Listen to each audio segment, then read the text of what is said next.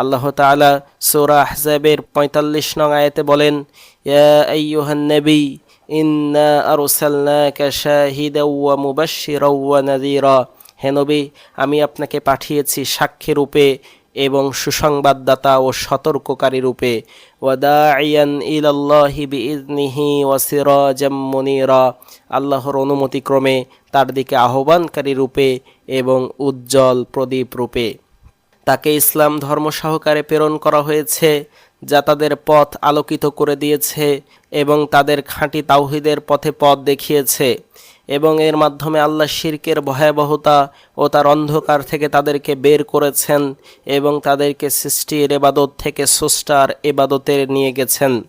তাদের জন্য হেদায়েতের পথ খুলে দিয়েছেন, সঠিক পথের দিশা দিয়েছেন, যাতে তারা আল্লাহ অভিমুখী হতে পারে, যাতে তিনি তাদের আসল গন্তব্যকে বাস্তবায়ন করতে পারেন এবং তিনি মহৎ প্রজ্ঞাকে তার সৃষ্টির মাঝে বাস্তব রূপ দিতে পারেন।